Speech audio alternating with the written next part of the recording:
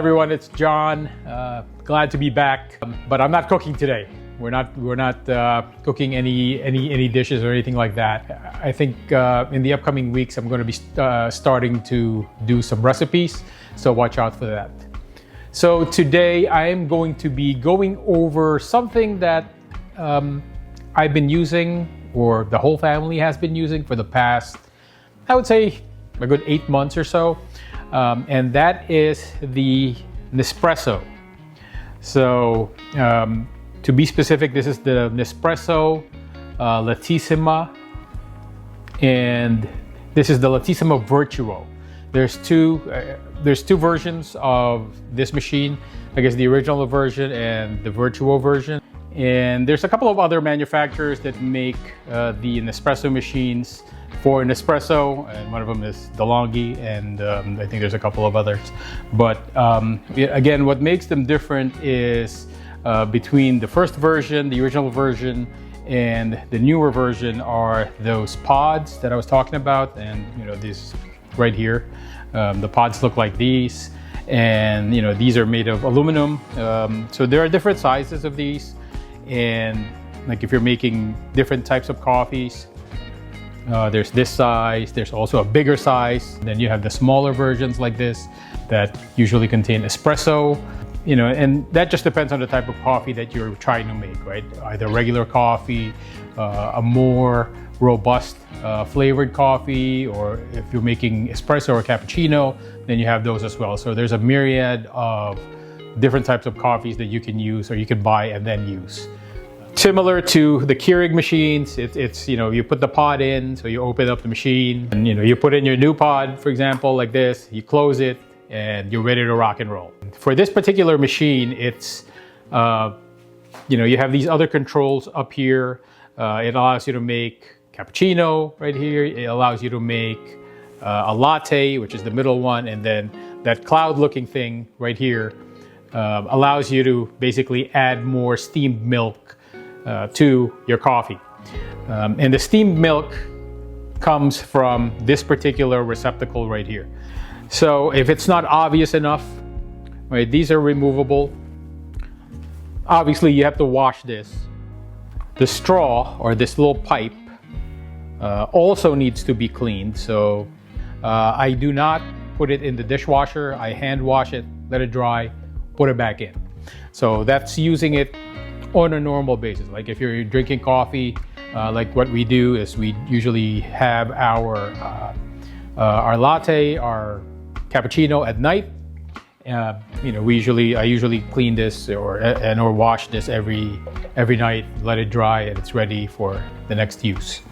But what they also don't tell you in the Nespresso cleaning video is how you clean this part of the milk steamer or the frother, because it's really important to get that good quality froth. Very important if you want to keep that up, if you want to enjoy your coffee with a lot of froth and not just have hot milk with your coffee.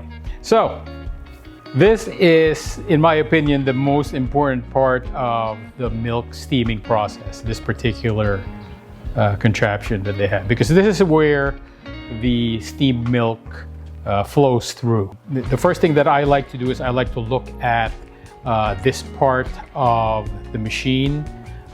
So here is where the straw that attaches to this, the flexible straw, that's where it goes into this particular hole. So if you take a good look in there, it's pretty clean right now, but one time when I was having that issue with frothing, there were milk that hardened in there, and I started to clean that up. So a good way to clean that is to basically grab, if you have either a toothpick or a Q-tip, go look in there, and obviously milk is going to be white in color. I would look in here and see if there's any obstruction, like solidified milk, and I would take that and clean that out. Okay, so the next part is you would want to remove this. This is what attaches to to the machine itself. So it tells you right here, there's actually an indicator where you can twist this. So all you need to do is twist it, and then it removes like this. So actually, if you look at here you go. It's a tube where the milk passes. So another very important part to clean. So when you take this off, make sure you wash it, let it dry, and also look in here where this particular part came from, right here, and look in there. Make sure there is no obstruction, there's no solidified milk or anything that may be hindering the flow or the outflow of milk that comes out of here. So, all right, the next thing that you should be doing is, so we got this removed. You want to remove this portion, which is this is the rinse portion. So if you turn this knob here, it will start the rinse cycle when you finish making your coffee, or when the steaming is done, you got your coffee mug filled up. You just twist this over to the rinse, and it'll do the cycle. It'll rinse out the tube. It'll rinse out, for the most part, it will rinse out the path of where the milk comes from in here. So when that's done, put it back. Now you're ready to make more milk, or you're ready to froth more milk.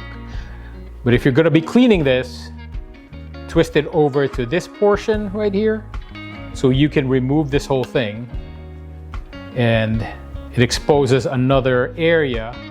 By the way, all these areas, this hole up here, the hole down here, and the big hole on the side, they are all interconnected.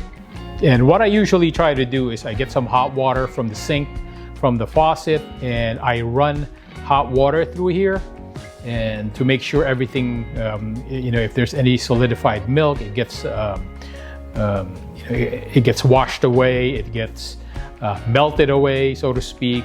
But you can also try and, again, get a piece of toothpick, work it in there, make sure all, any obstruction is removed.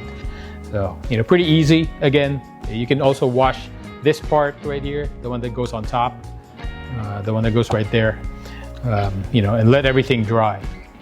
Now the last part, the third part is this particular tube right here, which is kind of the faucet, so to speak, the tube where the milk comes out of. So pretty easy. All you need to do is twist it there. So this whole part comes off.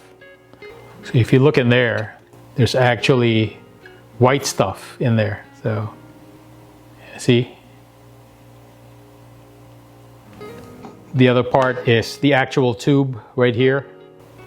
All you need to do is, if you have a small brush, a brush like that, something that'll fit in here. There you go. But definitely. So what you would do is you can actually wash this whole thing, warm soapy water, and then let it dry. Make sure you wash it thoroughly, and then put it back. There's really no particular order where, how you would put this back.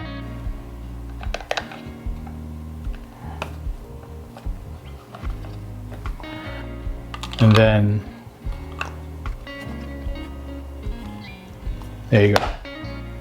Now you're ready to rock and roll again. So I hope that was helpful. A lot of these things I discovered myself.